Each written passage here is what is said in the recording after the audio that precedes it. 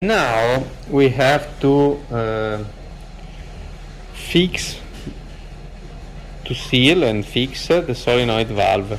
First of all, we have to see the number 1, and we have to do the right position for the coil. Okay, this is clean and is dry.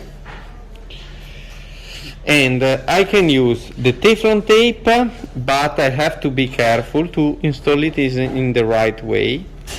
In this way, as we can see, this way. Not in the opposite. Because when you screw, you have to close the Teflon. And then we can use Teflon tape, or better, some glue. We can use L'Occitane, but change the brand, but it's the same. Also Loctite glue alimentary for thread, for hydraulic thread. And then if we use the glue, it's also easier because a little bit of glue. Be careful not to put the glue inside, or the glue enter in the solenoid. Number 1 in this, on this side, is a conical here, and then we can see become stronger. Okay, is enough. Installing the right when is parallel here, it's correct. And now we have to put the nipple. Okay, for the nipple is the same, a little bit of glue, and not inside. The conical part of the nipple enter into the solenoid valve. The straight part of the thread goes to the ogiva, and is also longer, and then you can understand easy where is the right way. Close is a conical, and then not too much. And now we have to fix the nut here. Always be careful not close too much this. Okay, now we have to install this here. I unscrew a little bit the 2 screws, and I have to only to reconnect the ogiva to the hydraulic circuit. Be careful if you have the old hydraulic circuit. When you close the ogiva, you have to keep with another key the nipple, or you can turn the tube, and you can damage the tube. 14 like this. I need 1 key to close the nipple, and the second, I use the second to close the ogiva. I have to close a little bit, because not too much, because you have to compress the ogiva not to broken.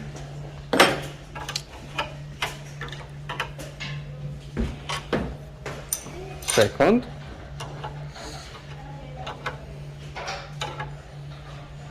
in this case I keep a little bit safety. Okay, now I have to close with the screwdriver the hydraulic circuit, 1 screw, and also the second.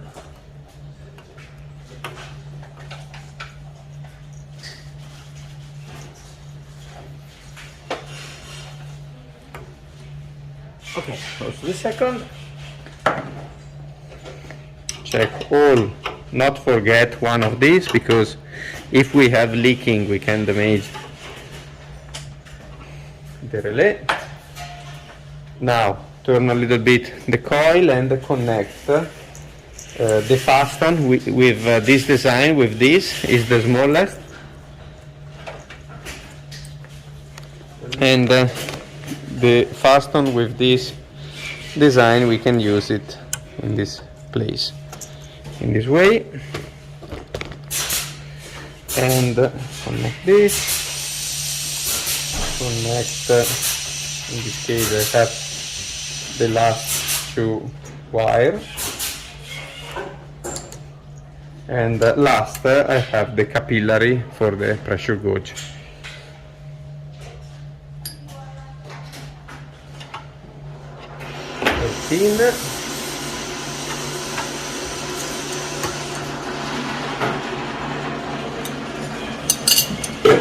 Okay, now usually we do a test. Usually before to close the machine we do a very fast test to see if we have leaking. We connect or the water tank support, but someone have to keep the rucksack in position, or with another tube. We have another tube, is easier, and but if we have not this, we have to use the water tank support. Okay, put this into the water, and we need the power cord. Be careful, only for a seller, be careful when you have the machine open.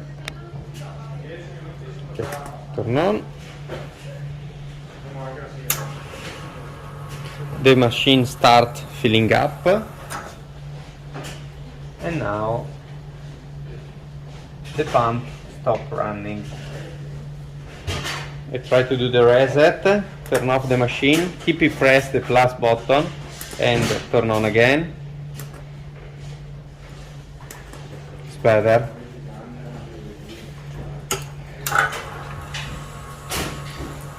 And now we have to understand and to see if we have leaking here.